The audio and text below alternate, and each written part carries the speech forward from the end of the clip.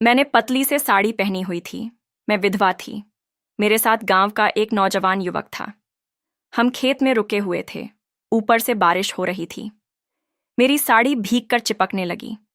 इसलिए उसने कुछ केले के पत्ते तोड़कर मेरे सिर के ऊपर पकड़ ली थे और ऊपर से गिरने वाला बारिश का पानी वह मेरे शरीर पर नहीं पड़ने दे रहा था। हम दोनों एक साथ खड़े थे। धीरे धीरे वह मेरे और करीब आने लगा। हमने नियंत्रण खो दिया। फिर हमने खेत में ही सब कुछ कैसे क्या क्या किया, सब विस्तार से बताने वाली हूं आपको इस वीडियो में। मेरा नाम कोमल है। मैं विधवा हूं। मेरी उम्र 29 साल है।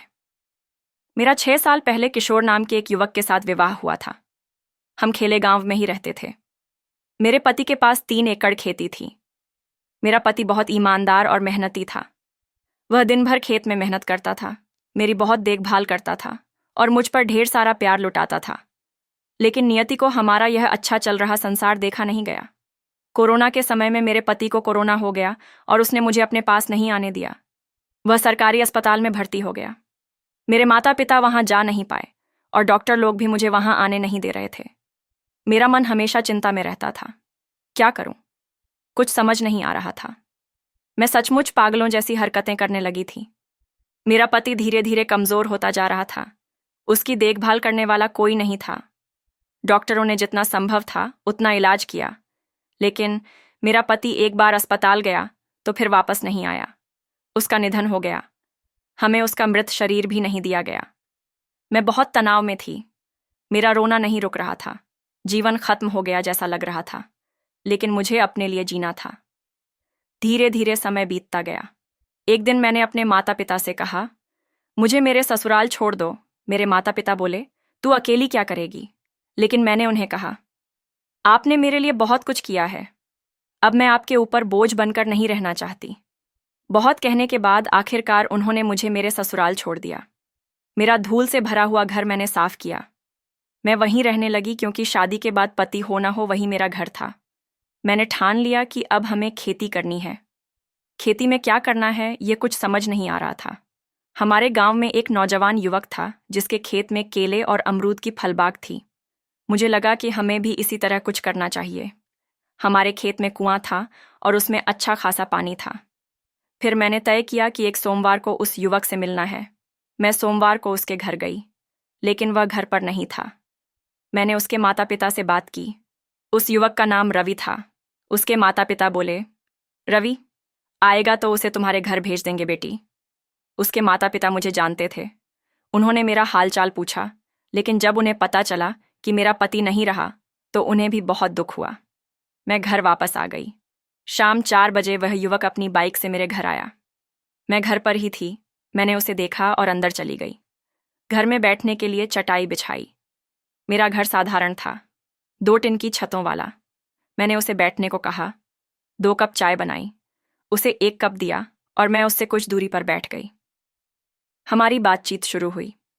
उसकी मेरे साथ पहचान ना होने के कारण शुरुआत में थोड़ा संकोच हो रहा था, लेकिन उसके और मेरे पति की अच्छी जान पहचान थी। वो बोला, आपका पति स्वभाव से बहुत अच्छा था। हमारी अच्छी जमती थी। फिर उसने पूछा, मुझे किस लिए बुलाया भाभी जी? मैंने कहा, मुझे खेती में केले और अमरूद की बाग लगानी है। तुमने अपने खेत में जो बाग लगाई है वह देखी। तुम बहुत अच्छी खेती करते हो। वह हंसते हुए बोला, जिद हो तो सब कुछ हो जाता है। रवि बोला, मैं आपकी मदद करूंगा। वह बहुत जवान था, दिखने में भी सुंदर था। मुझसे शायद 1 साल बड़ा या मेरी उम्र का ही रहा होगा। उसने मुझसे पूछा, आपका नाम क्या है? मैंने कहा, मेरा नाम कोमल है। दवा और खाद वह खुद लाकर देता था।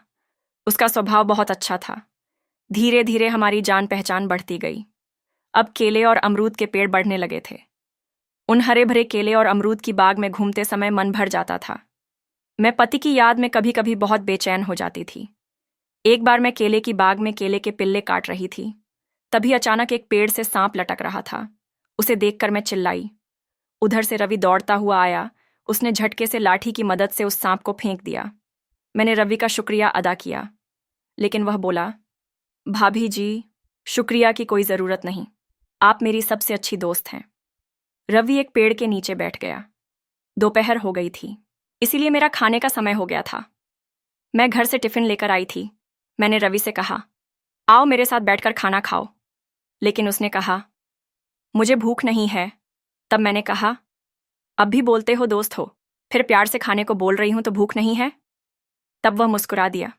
फिर हमने साथ बैठकर खाना खाया। कभी कभी मैं अपने पति के साथ खेत में आती थी। हम दोनों बांध पर एक पेड़ के नीचे खाना खाते थे। वह याद करके अचानक मेरी आंखें भर आईं। खाते समय हमारी नजरें एक दूसरे से टकरा रही थीं। सच कहूं तो मुझे रवि बहुत पसंद आने लगा था। वह हर बार मेरी मदद करता था।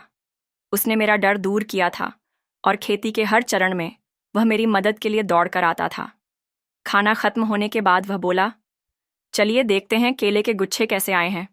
हम जैसे ही उठे मौसम बिगड़ने लगा। अचानक से तेज हवाएं चलने लगीं।